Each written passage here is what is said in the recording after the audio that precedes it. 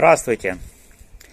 Друзья, совсем недавно мы видели массовые мероприятия в России по поводу сбора подписей за Надеждина, по поводу похорон Навального и по поводу возмущений жен мобилизованных на войну против Украины россиян.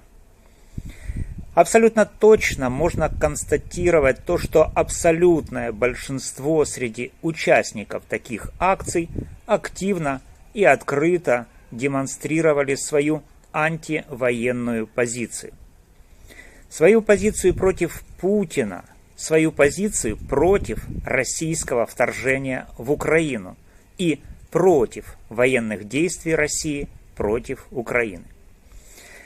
Такие действия россиян, то есть открытая демонстрация антивоенной позиции, органами охраны правопорядка России квалифицируется как преступление.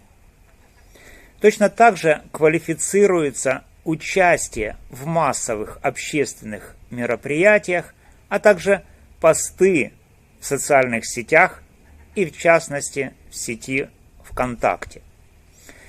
Вы об этом, пожалуй, слышали и знаете, но сейчас в этом видео я хочу вам, мои дорогие зрители, раскрыть конкретику одного из уголовных дел по обвинению одной из гражданок России за антивоенную деятельность. В чем конкретно сегодня обвиняют граждан России, выступающих против войны России против Украины? Осветить этот вопрос стало возможным в связи с тем, что совсем недавно мне в руки попал текст обвинительного заключения по уголовному делу по обвинению гражданки России в совершении преступлений, предусмотренных пунктом В части 2 статьи 354.1 Уголовного кодекса Российской Федерации «Реабилитация нацизма» и части 2 статьи 205.2 Уголовного кодекса Российской Федерации «Публичные призывы к осуществлению террористической деятельности, публичное оправдание терроризма или пропаганда терроризма». Дата составления этого заключения 11 октября 2023 года. Итак, в чем суть? Суть обвинения в том, что обвиняемая сделала несколько постов в социальной сети ВКонтакте по поводу Степана Бандеры, Джохара Дудаева и Владимира Путина. По поводу Бандеры обвиняемая заявила следующее. Степан Бандера для вас нацик, а для украинцев патриот. По поводу Дудаева текст поста такой. Дудаева я считаю патриотом своего народа, и его претензии к России считаю обоснованными. И, наконец, по поводу Путина. Путин, бойся матерей, потерявших своих сыновей в Украине. Гореть тебе в аду. Все эти посты обвиняемая опубликовала в октябре 2022 года. Что касается Дудаева и Путина, то лично меня такие заявления обвиняемой не особо интересуют. А вот по поводу Бандеры и заявление обвиняемой, и предъявленное ей обвинение очень. Ведь, как вы, мои дорогие зрители, знаете, в Украине идут ожесточенные дискуссии по поводу роли Степана Бандеры в становлении независимого украинского государства. Поэтому недооценка предъявляемых обвинений по поводу оценки роли Степана Бандеры в данном случае нежелательна. И поэтому, друзья, давайте мы с вами внимательно изучим материалы обвинения с тем, чтобы сформировать правовую позицию для этого и многочисленных подобных этому случаев, позволяющую разрушить логику обвинения в этой части. То есть обвинение в реабилитации нацизма за пост в сети ВКонтакте «Степан Бандера для вас нацик, а для украинцев патриот». Итак, читаем обвинительное заключение. Обвинение нам сообщает, что Международный военный трибунал создан 8 августа 1945 года для суда над военными преступниками, совершившими преступления против мира, военные преступления и преступления против человечности. Затем обвинение нам сообщает, что статья 10 Устава Международного военного трибунала говорит о том, что если суд признает какую-либо организацию или группу преступной, то национальные власти, каждая из подписавшихся сторон, здесь обвинение имеет в виду Россию как преемницу СССР, имеют право привлекать к суду национальных, военных или оккупационных трибуналов за принадлежность к этой группе или организации. Далее обвинение сообщает, что Международный военный трибунал признал преступными руководящий состав НСДАП, Национал-социалистической немецкой рабочей партии, а также СС. Затем обвинение нам сообщает, что по данным материалов МВТ, Международного военного трибунала, Степан Бандера якобы был агентом Абвера. Абвер – это разведка и контрразведка вооруженных сил гитлеровской Германии вермахта. А также, что весной 1941 года ОУН, Организация украинских националистов, руководителем которой был Степан Бандера, якобы получила от Абвера 2,5 миллиона марок на ведение подрывной деятельности против СССР. Также обвинение нам сообщает, что якобы Международный военный трибунал установил, что на базе ОУН, Организации украинских националистов, были сформированы карательные батальоны «Нахтигаль», «Роланд», 201-й батальон «Шуцманшафт» и дивизия СС «Галичина». Далее обвинение сообщает нам, что согласно 9 статьи Устава Международного военного трибунала, при рассмотрении дел о привлечении участников каких-либо организаций к ответственности, Международный военный трибунал может признать организацию, в которой состоял обвиняемый, преступной.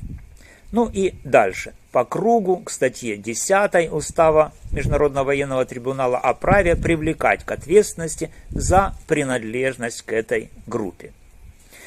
После этого обвинение заявляет, что поскольку Международный военный трибунал признал СС преступной организацией, то своим заявлением о том, что для украинцев Бандера герой, обвиняемая совершила преступление, квалифицируемое как реабилитация нацизма. Также обвинение сообщает, что решением Верховного суда Российской Федерации Организация украинских националистов признана в России запрещенной организацией. На основании таких утверждений обвинение считает вину обвиняемой полностью доказанной, а доказательства, считает обвинение, соответствуют критериям относимости, достоверности, допустимости и достаточности. В данной части обвинения даже мне, не являющемуся сторонником и апологетом Степана Бандеры, обвинение представляется абсолютно необоснованным. Во-первых, обвинение ссылается на приговор Международного военного трибунала от 1 октября 1946 года. Ссылаясь на данный документ, обвинение не прикладывает к материалам дела оригинал этого приговора и не указывает страницы этого приговора, на которых изложены обстоятельства, на которые ссылается обвинение. В этом смысле все ссылки обвинения на приговор Международного военного трибунала от 1 октября 1946 года являются беспочвенными и неподтвержденными надлежащими письменными доказательствами. Поэтому против такого доказательства обвиняемая вполне обоснованно может возражать и ставить это доказательство под сомнение.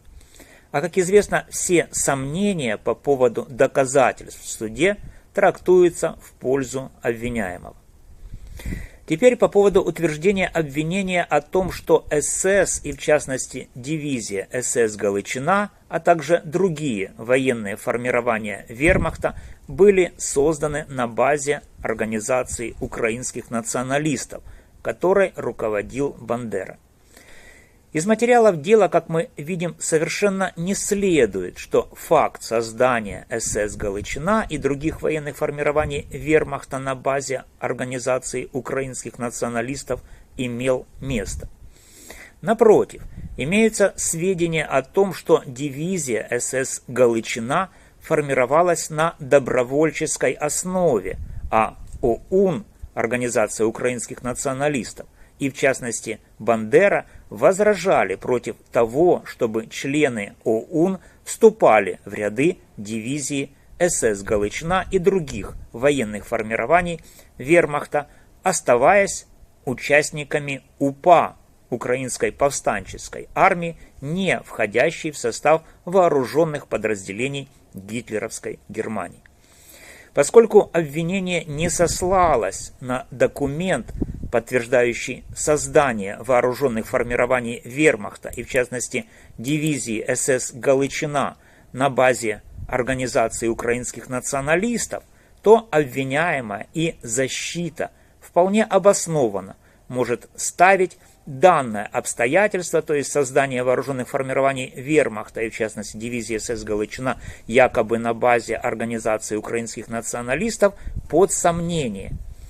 А как уже было сказано, все сомнения по поводу обстоятельств дела трактуются в пользу обвиняемой. И, наконец, по поводу того, что Бандера якобы был агентом Абвера. Обвинение в данном случае опять ссылается даже не на приговор, а просто на материалы Международного военного трибунала. И не указав конкретно, что это за материалы и на какой странице этих материалов, отсутствующих в материалах данного дела, находится информация о том, что Бандера был агентом Абвера. Следует заметить, что в данном случае можно предположить, что обвинение под доказательством имеет в виду записку одного из агентов-информаторов о том, что Бандера якобы агент Абвера. Но считать такую записку достаточным доказательством факта членства Бандеры в подразделениях Абвера нет никаких оснований. Приговором Международного военного трибунала членство Бандеры в подразделениях Абвера не установлено, а достоверность информации агента-информатора о статусе Бандеры как члена Абвера не может быть подтверждена надлежащим образом стороной обвинения в суде. Поэтому и в данном случае обстоятельства дела таковы, что факт статуса Бандеры как члена организации Абвер сомнителен и должен быть истолкован судом в пользу обвиняемой. Таким образом, можно утверждать, что доказательство, положенное стороной обвинения в основу обвинения обвиняемой в совершении ею преступления, предусмотренное пунктом В части 2 статьи 354.1 Уголовного кодекса Российской Федерации «Реабилитация нацизма» сомнительны. А это значит, что ни членство Бандеры в Абвере, ни получение Бандерой денег на антисоветскую деятельность, не то что организация украинских националистов, которой руководил Бандера, явилась базой, на которой были сформированы военные подразделения вермахта, обвинением не доказаны, и поэтому могут и должны быть поставлены под сомнение и истолкованы в пользу обвиняемой судом. Вот так-то, друзья. Мы с вами детально рассмотрели одно из обвинительных заключений по обвинению гражданки России в реабилитации нацизма. По результатам этого рассмотрения мы с вами вполне обоснованно делаем вывод о том, что обвинения, предъявленные обвиняемой и предъявляемые другим россиянам в совершении преступления по реабилитации нацизма за то, что кто-то утверждает, что Бандера для украинцев герой, безосновательны. А значит, такие обвинения должны быть отвергнуты судом.